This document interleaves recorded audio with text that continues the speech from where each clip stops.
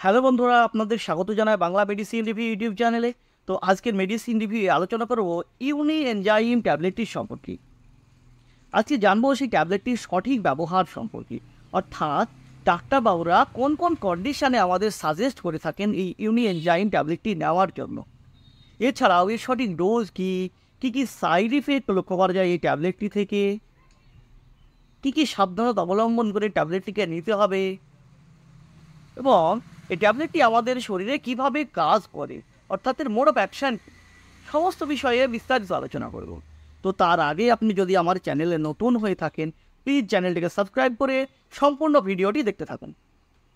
তো আজকের আলোচ্য বিষয় যে ট্যাবলেটটিকে নিয়ে, যেটি হলো টোরেন্ট ফার্মাসিউটিক্যাল প্রাইভেট লিমিটেড কোম্পানির ইউনি এনজাইম ট্যাবলেটটির সম্পর্কে, যার মূল উপাদানগুলি হলো ফাঙ্গাল ডায়াস্টেস, প্যাপাইন ও অ্যাক্টিভেটেড চার।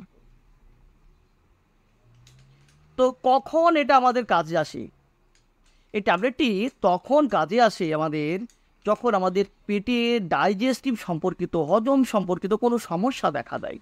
যেমন খাবার ঠিকঠাক হজম না হওয়া, পাচিত না হওয়া, ঠিকঠাক খিদে না হওয়া, পেটে অ্যাক্সেস গ্যাস তৈরি হওয়া, অ্যাসিডিটি দেখা দেওয়া, পেট ফাঁপা, পেট ভারী ভারী মনে হওয়া, এই সমস্ত সমস্যা যখন দেখা দেয় তখন ডাক্তাররা সাজেস্ট করে থাকেন এই ইউনি এনজাইম ট্যাবলেটটিকে নেওয়ার জন্য। তো এই ইউনি এনজাইম ট্যাবলেটটির মধ্যে যে উপাদানগুলো আছে সেগুলো আমাদের কিভাবে কাজ করে চলুন জেনে নিই। তো এতে থাকা যে ফাঙ্গাল ডায়াস্টেজ, যেটা একটি টার্ড হাইড্রোলাইজিং এনজাইম। আমরা যে খাবার খাই, খাবার মুখে নিয়ে চিবিয়ে চিবিয়ে ছোট ছোট খণ্ডে ভেঙে তারপরে সেই খাবারটাকে গিলে নিই। গিলে নেওয়ার পরে যখন জিআই ট্র্যাকে যাই, সেই জিআই ট্র্যাকে গিয়ে আরও স্মলার মলিকুলসে ভেঙে যায় সেই খাবারটি, আর সেই খাবারকে ভাঙতে সাহায্য করে ডিফারেন্ট টাইপ অফ এনজাইম। আর সেই ডিফারেন্ট টাইপ অফ এনজাইমের মধ্যে একটি এনজাইম হলো ফাঙ্গাল ডায়াস্টেজ। এ কী করে? আমরা যে কার্বোহাইড্রেটযুক্ত খাবারগুলি খাই, সেই কার্বোহাইড্রেটযুক্ত খাবারগুলিকে ভাঙতে সাহায্য করে, হজম করতে সাহায্য করে এই ফাঙ্গাল ডায়াস্টেজ। যেমন কমপ্লেক্স কার্বোহাইড্রেট থেকে সিম্পল কার্বোহাইড্রেটে নিয়ে যায়, অর্থাৎ পলিস্যাকারাইড থেকে মনোস্যাকারাইডে, স্টার্ট টু সিম্পল সুগারে। এইভাবে কাজ করে এই ফাঙ্গাল ডায়াস্টেজ। তাছাড়া এতে থাকা যে প্যাপাইন উপকরণটি, যেটি হলো একটি প্রোটিওলাইটিক এনজাইম। এ কী করে? আমরা যে প্রোটিনযুক্ত খাবারগুলি খাই, সেই প্রোটিনযুক্ত খাবারগুলি থেকে যে প্রোটিন আমাদের শরীরে আসে, সেই প্রোটিনকে ভাঙার কাজ করে, হজম করার কাজ করে। যে দুধ, ডিম, মাছ, মাংস, যে প্রোটিনযুক্ত খাবারগুলি আমরা খাই, তা থেকে যে প্রোটিন, সে প্রোটিন কিন্তু আমাদের শরীর ডাইরেক্টলি নিতে পারে না। তার জন্য সেই প্রোটিনকে ভাঙে অ্যামাইনো অ্যাসিড, আর সেই ভাঙার কাজটি করে এই প্রোটিওলাইটিক এনজাইম প্যাপাইন। এই প্যাপাইন আমরা পেয়ে থাকি সাধারণত যে কাঁচা পেঁপের, সেই পেঁপের রস খেতে। এইভাবে প্যাপাইন কাজ করে। তাছাড়া এতে থাকা যে অ্যাক্টিভেটেড চারকোল, অর্থাৎ অ্যাক্টিভেটেড কয়লা, এই কয়লা কী করে? আমাদের অন্ত্রে থাকা যে টক্সিন, গ্যাস, অ্যাসিডিটি, সেই টক্সিনকে, এই গ্যাসকে অ্যাবজর্পশন করার কাজ করে। আমরা যদি লক্ষ্য করি দেখতে পাবো যে বিভিন্ন ধরনের যে স্কিন প্রোডাক্ট, ফেস মাস্ক, সেই ফেস মাস্ককেও এই অ্যাক্টিভেটেড চারকোল থাকে। সে কী করে?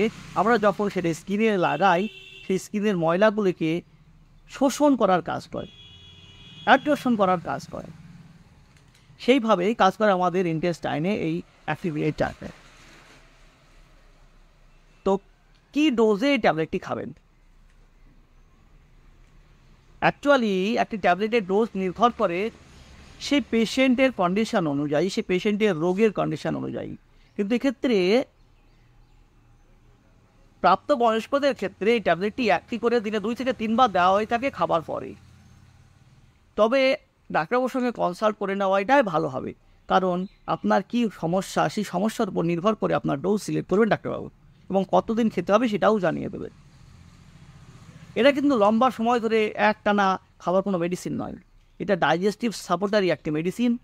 কিছু সময়ের জন্য ডাক্তারবাবুরা ডাইজেস্টিভকে সাপোর্ট করার জন্য, আমাদের ডাইজেশনে সাপোর্ট করার জন্য এই ট্যাবলেটটিকে সাজেস্ট করে সেটা নেওয়া হয়।